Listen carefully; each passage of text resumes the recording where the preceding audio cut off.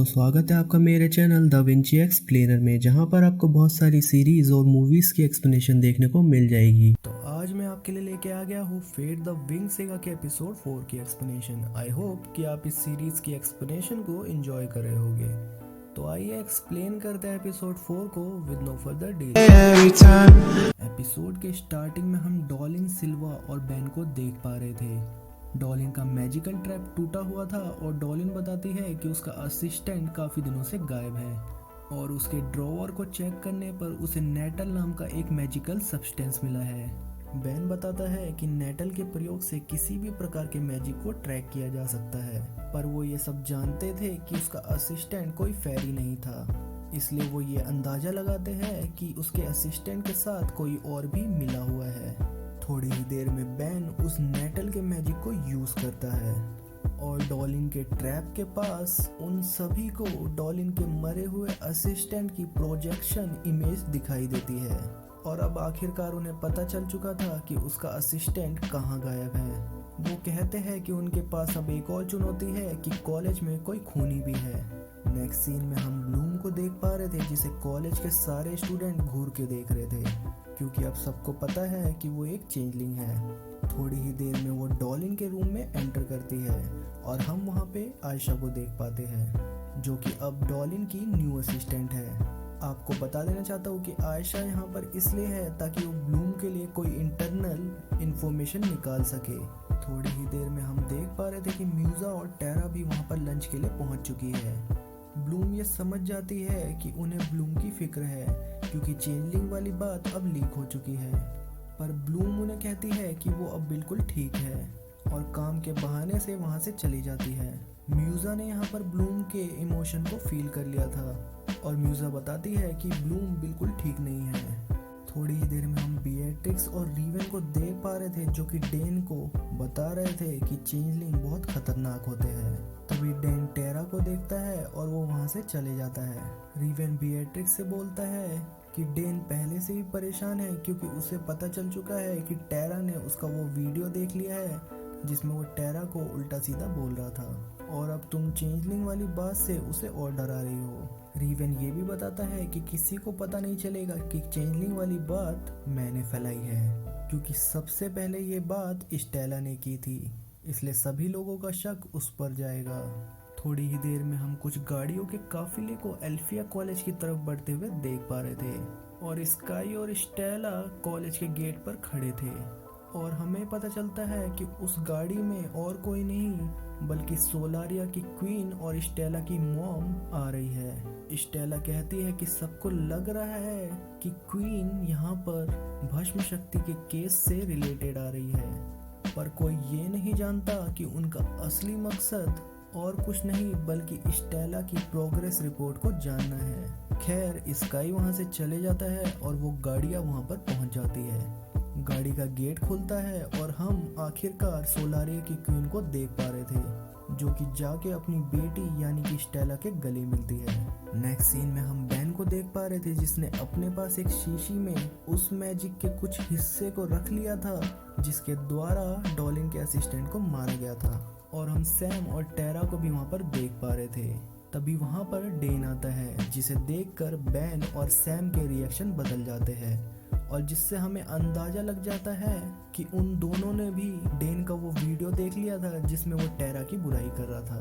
टेरा उन दोनों को शांत रहने के लिए कहती है और डेन को वहाँ से जाने के लिए कहती है और उससे दोस्ती तोड़ देती है। थोड़ी ही देर में बेन को सिल्वा का मैसेज आता है जिसमें वो उसे बताता है कि क्वीन यहाँ पर आ चुकी है और बेन वहाँ से निकल जाता है। टेरा बेन के टेबल पर जाकर उसके काम को चेक करती है और उसे पता चलता है कि शायद बेन कुछ अलग टाइप का मैजिक बना रहा है। थोड़ी ही देर में हम देख पाते हैं कि क्वीन की डॉलिन के ऑफिस में एंट्री हुई है और आयशा उनका वेलकम कर रही है और थोड़ी नर्वस भी है। खैर, क्वीन डॉलिन के रूम में चली जाती है। क्वीन के अंदर जाने के बाद आयशा से टेबल पर रखे पेपर गिर जाते हैं और आयशा उन्हें समेटती है और इसी बीच आयशा को एक राउंड शेप का ग्लास दिखाई देता है।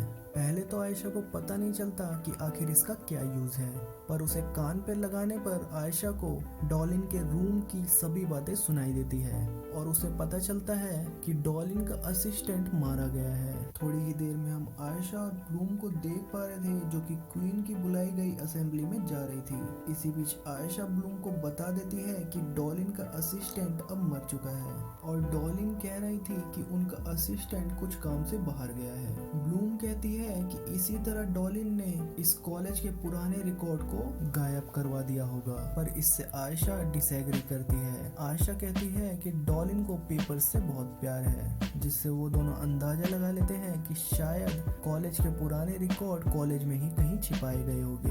ब्लूम कहती है कि वो असेंबली में नहीं आ रही है और आयशा उसके लिए बहाना बनाने के लिए तैयार हो जाती है और ब्लूम उन रिकॉर्ड्स को ढूंढने के लिए चली जाती है।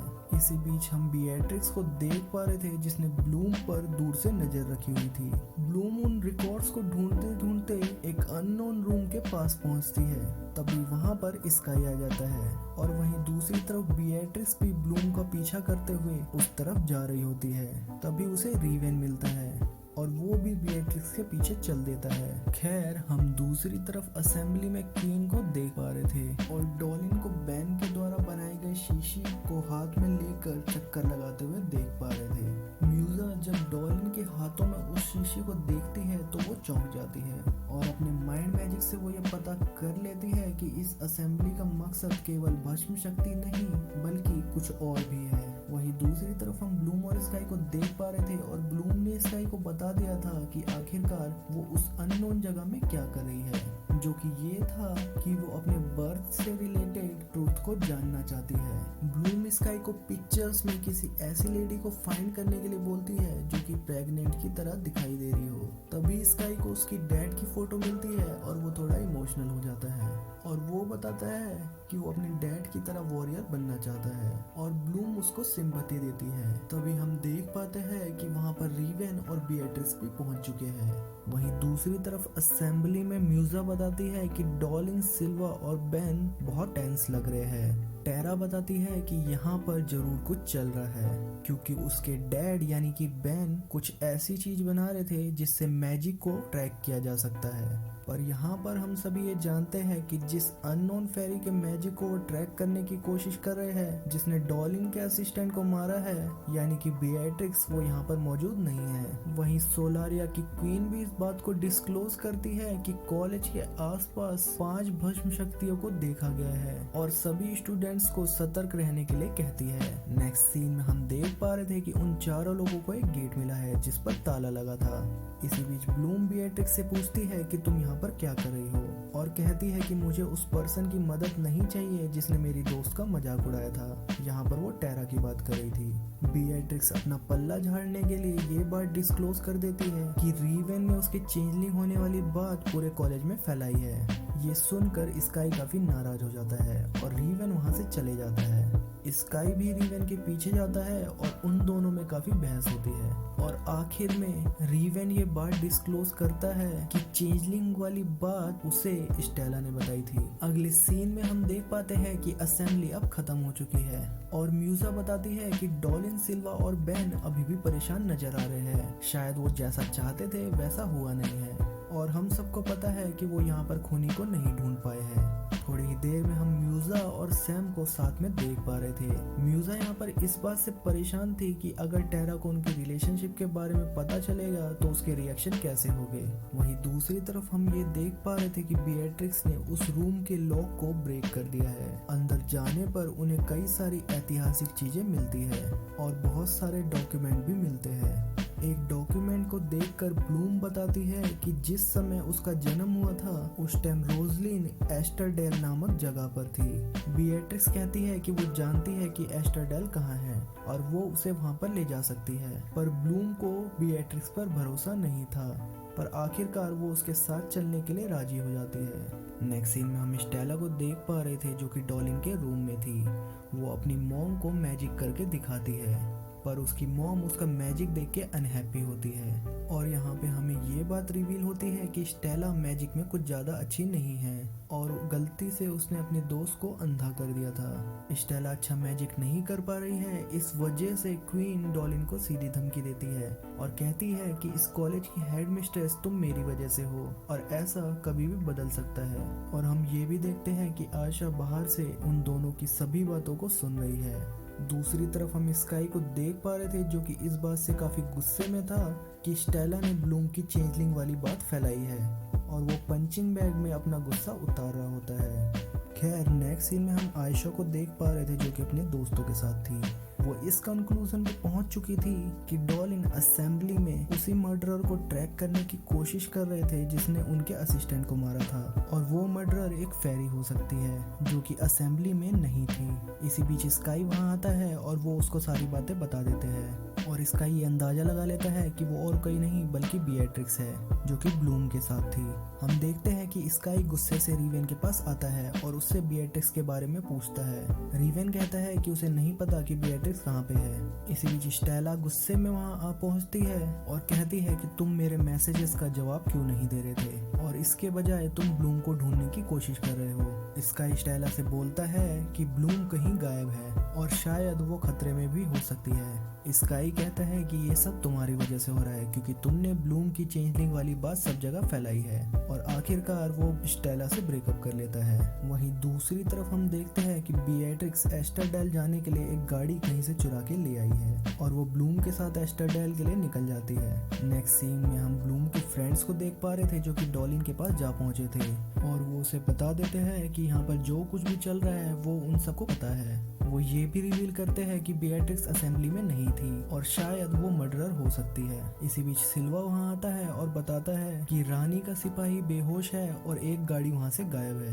वहीं दूसरी तरफ हम देख पा रहे थे कि ब्लूम और बिएट्रिक्स एक सुनसान पहाड़ी में जा पहुंचे हैं। हम देखते हैं कि बिएट्रिक्स ने एक लाइटनिंग बोल्ट बना लिया है और वो सीधे ब्लूम पर हमला करने वाली है जिससे ब्लूम काफी डर जाती है, पर ऐसा नहीं होता और बिएट्रिक्स अपने लाइटनिंग बोल्ट को जमीन पर दे मारती है और उस लाइटनिंग वोल्ट के जमीन पर लगने के साथ ही एक मैजिकल बैरियर डिस्ट्रॉय हो जाता है और हमें रिवील होती है एक डिस्ट्रॉयड सिटी जो कि मैजिकल बैरियर से छिपाई गई थी। बिएट्रिक्स बताती है कि कई साल पहले एस्टरडेल को कई सारी भस्म शक्तियों ने घेर लिया था और डॉलिन सिल्वा उन सभी ने भस्म शक्ति को मारने के लिए पूरे गांव को डिस्ट्रॉय कर दिया जिसमें वहां के लोगों की मौत हो गई और बताती है कि ब्लूम और वो दोनों ही रोजलिन द्वारा बचा ली गई थी। वो ये भी बताती है कि रोजलिन ने भी उसके दिमाग में एक मेमोरी फीड की थी जिससे उसे इस गांव के डिस्ट्रॉय होने के बारे में पता चल सका। हम देखते हैं कि ब्लूम और बिएट्रिक्स कार में है और ब्लूम को इस बात पर यकीन नहीं हो रहा था कि उसके पेरेंट्स को डॉलिन ने मारा है क्योंकि डॉलिन ही उसे ढूंढकर एल्फिया कॉलेज लेकर आई थी। ब्लूम कहती है कि इन सब का जवाब केवल रोजलिन ही दे सकती थी पर अब वो मर चुकी है। बिएट्रिक्स रिवील करती है कि रोजलिन नहीं मरी है और वो एल्फिया कॉलेज में उसी को छुड़ाने आई है जिसको डॉलिन के द्वारा कैद किया गया है। थोड़ी ही देर में हम देख पाते हैं कि सिल्वा ने उनकी कार का टायर पंचर कर दिया है और डॉलिन ने बिएट्रिक्स को पकड़ लिया है और उसके हाथ में एक अजीब से बैंड पहना दी है जो कि उसके मैजिक को रिस्ट्रिक्ट कर देंगे। थोड़ी देर में हम देख पाते हैं कि ब्लूम को देखकर उसके दोस्त राहत की सांस लेते हैं और स्काई भी वहां आता है जो कि उसके लिए वरी था। हम देखते हैं कि ब्लूम के दोस्त उसे बिएट्रिक्स की सच्चाई बताने की कोशिश कर रहे हैं पर हम देखते हैं कि ब्लूम बिएट्रिक्स पर ज्यादा यकीन कर रही थी और डॉलिन सिल्वा और बेन को धोखेबाज समझ रही थी। नेक्स्ट सीन में हम टेरा को देख पा रहे थे जो कि काफी गुस्से में थी क्योंकि उसके डैड ने उसे ये नहीं बताया कि कॉलेज में क्या चल रहा है, जिसे देखकर म्यूजा ये बात कन्फेस करती है कि वो उसके भाई सैम को डेट कर रही है पर इसे सुनकर टेरा काफी हैप्पी हो जाती है। नेक्स्ट सीन में हम देख पा रहे थे कि स्टेला को उसकी मॉम यानी कि क्वीन कॉलेज से लेकर चली गई है क्योंकि उसे ये भरोसा नहीं था कि स्टेला कॉलेज में कुछ सीख पाएगी। नेक्स्ट सीन में हम सिल्वा और स्काई को देख पा रहे थे और सिल्वा स्काई को बताता है कि वो उसके और एल्फिया कॉलेज के प्रति वफादार है, इसलिए उसे ब्लूम से वो बातें निकलवानी पड़ेगी जो कि उसके और बिएट्रिक्स के बीच हुई थी जब वो कॉलेज में नहीं थे। नेक्स्ट सीन में हम ब्लूम को डॉलिन के ऑफिस में देख पाते हैं और वो डॉलिन से कहती है कि उसने जो बिएट्रिक्स के साथ बर्ताव किया था वो अच्छा नहीं था और उसके द्वारा पहनाए गए ब्रेसलेट से बिएट्रिक्स की कलाइयाँ कट गई थी। हम देखते हैं कि डॉलिन ये बात पता करने की कोशिश कर रही होती है कि बीएट्रिक्स और ब्लूम के बीच में क्या बात हुई है, पर यहाँ पर ब्लूम डॉलिन से झूठ बोल देती है। हम देखते हैं कि मिस डॉलिन ब्लूम के वहाँ से जाने के बाद सीधे ब्लूम की मॉम को फ़ोन लगाती है और बताती है कि ब्लूम किसी बात से परेशान है और अगर वो उन्हें कोई भी बात बताए तो वो सीधे मिस डॉलिन को बता सकती है। और हमें पता है कि मिस डॉलिन ने ऐसा क्यों किया है, क्योंकि उन्हें शक है कि ब्लूम ने उन्हें सच नहीं बताया है कि बीएट्रिक्स और उसके बीच में क्या बात हुई है। और एट लास्ट इसी के साथ एपिसोड 4 एंड हो जाता है। एपिसोड 4 के एंड तक हम ये मान सकते हैं कि ब्लूम को उसकी सच्चाई के बारे में पता चल चुका है, पर इस बात की कोई श्योरिटी नहीं है कि वो सभी बातें सच है, क्योंकि ये सभी कुछ बीएट्रिक्स द्वारा बताया गया है जो कि खुद दूध की धुली नहीं है। और इसी बीच डॉलिन सिल्वा और बेन की नेगेटिव इमेज निकल कर आई है और हम सभी को उन पर शक करने की बहुत वजह मिली है। खैर, करते हैं एपिसोड 4 की एक्सप्लेनेशन को एंड और मिलते हैं नेक्स्ट एपिसोड यानी कि एपिसोड 5 की एक्सप्लेनेशन के साथ। तब तक के लिए अलविदा लेते हैं।